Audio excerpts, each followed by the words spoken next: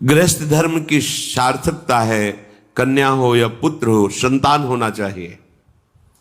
यदि नहीं तो फिर वैराग्य भावना लेकर के दोनों भजन करो, संस्कार लो, गृहस्थ धर्म का त्याग करके वानप्रस्थ या संन्यास वैष्णव जो भी भावना बने भगवत मार्ग का अनुसरण करो, काम बन जाएगा। यदि गृहस्थ में हो और संतान नहीं है तो यहां आदेश करते वृथा जन्मानि चत्वारि वृथा दानानि षोडश। वृथा जन्म अपुत्रस्य ये च धर्म बहिष्कृताः, उसका जीवन धिक्कार बेकार जिसके गृहस्थ धर्म में संतान न हो। संतान का तात्पर्य केवल बेटा ही नहीं है, बेटा और बेटी दोनों समान हैं। ये जो निकृष्ट भाव बैठा हुआ है, बेटी हुई उदास हो गए, लड़का हुआ थाली बजाओ घंटा बजाओ, जिससे बहुत बड़ा, बिल्कुल ठीक नहीं है। ये बेटा होता किससे है? बेटी से ही होता है। तुम किससे हुए हो? किसी मां से हुए हो। वो क्या थी? किसी की बेटी ही थी। कैसी मूर्खता छा गई है, गर्भस्थ बेटी की कोई परवाह न करके उसको, ये क्या है? कितने राक्षस वृत्ति में आ गए हैं हमारी।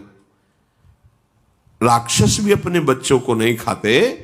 कितनी राक्षसी बुद्धि। हम सुंदर दिखना चाहते हैं, समाज में सम्मान पाना चाहते हैं, और पाप कर्म कैसा?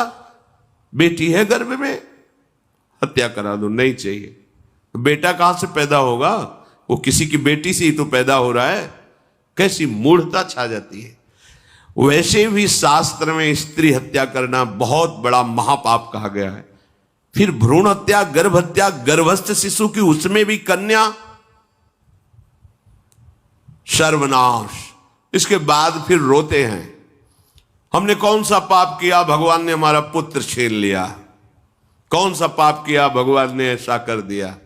अरे अपने डायरी में तो लिखा करो कि तुमने कौन से पाप किए हैं। फिर जब परिणाम आवे तो सोचोगे तो लगेगा बहुत हल्के में निपाट रहे हैं भगवान, हमें तो बहुत कष्ट मिलना चाहिए। कैसी कैसी निर्दयता बैठ गई हो। हम मनुष्य कहलाते हैं, सदगृहस्थ कहलाते हैं, गर्भ से चलते हैं और गर्भस्थ शिशु की हत्या करते हैं। मान जाओ, ना सत्संग सुन रहे हो, ना शास्त्र स्वाध्याय कर रहे हो, इसलिए तुम्हें पता नहीं कि तुम कौन सा पाप कर रहे हो। ऐसे ये पाप, कुछ पाप ऐसे हैं जिनको वज्र की लीक कहा गया। वज्र की लीक में मिटाल नहीं सकते, तुम्हें भोगना पड़ेगा।